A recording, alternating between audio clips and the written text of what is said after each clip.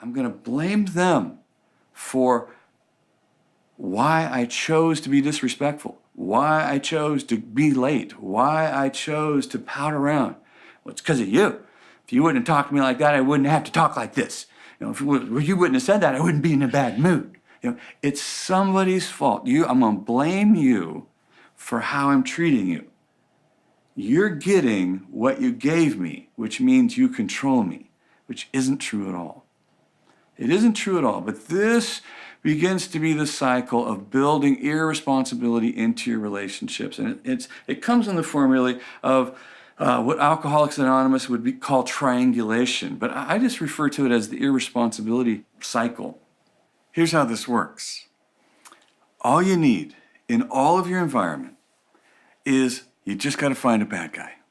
You need one bad guy. As soon as you find a bad guy, you now get to transfer responsibility. You're moving out there. Now, maybe you're sleeping with this bad guy. Maybe you're married to him. Maybe you gave birth to them. Maybe they gave birth to you. Maybe you work with them. However it is, but you just need a bad guy. And if you can't find one, just open your laptop. Facebook's full of them. You could find a bad guy anywhere on the planet. But this is how the irresponsibility cycle starts, is that you begin to look out there for why you feel powerless, why you're going to have the day you're going to have. And as soon as you find a bad guy, you now get to introduce the culprit. And the culprit is the victim. The victim is the powerless person who is going to take no responsibility for how they now behave. So as a victim, I can't be held accountable for anything I say or do. And this begins the cycle. I can't believe it. You said that to me. I can't believe you were so mean to me. I can't believe it. And then this has been going on for all these years. And then you did it again. And I can't believe it. And I'm so sick and tired of this. And as you begin to kind of ooze out this aroma of powerlessness, you recruit the rescuer. The person who now comes and completes the loop. This is the person who shows up and says to the bad guy, "How dare you, bad guy, say mean things to this poor victim? I have been sent from heaven to rebuke injustice, and you will be held accountable, and stop in your tracks now. Here are 4 verses to make you feel bad." And the bad guy says, "What have you got to do with our situation?" And the rescuer says, "Absolutely nothing.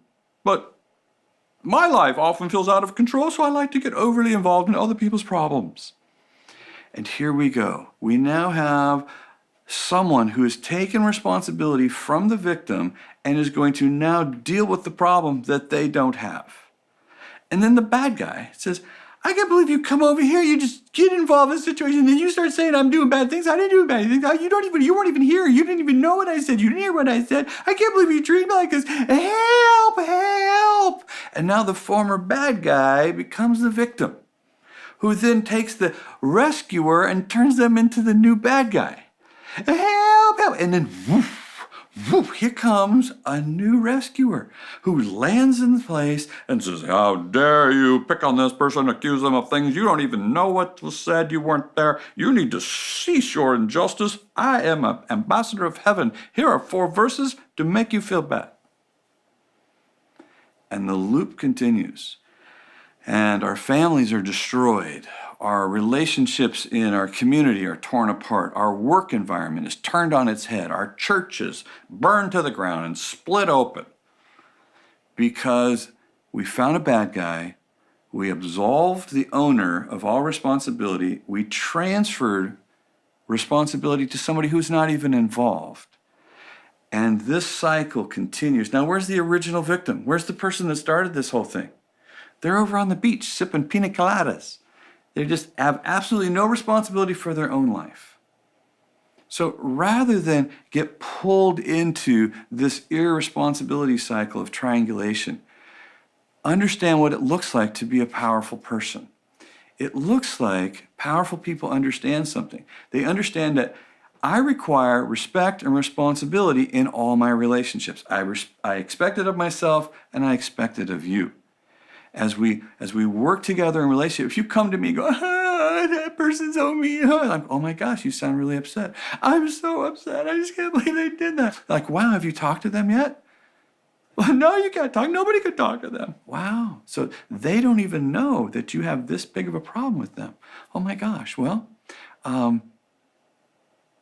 was wondering, are you going to talk to them first, or am I going to talk to them first about this problem that you're having? You wouldn't dare tell them that I have this problem with them. Oh, I sure would. And I'm actually going to do it by 1 o'clock today. How dare you uncover me? You're welcome. Because I am not going to perpetuate. I'm not involved in the situation. I can't even believe that this person is talking to me who has nothing to do with it about this problem.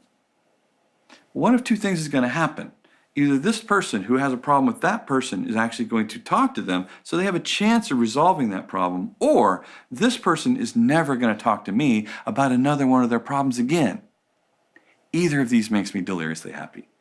I'm not looking for ways to get involved with victims who refuse to take responsibility for their own life. And powerful people, they know how to set limits. They know how to say no. They know how to say yes. I know what I will get involved with and what I won't.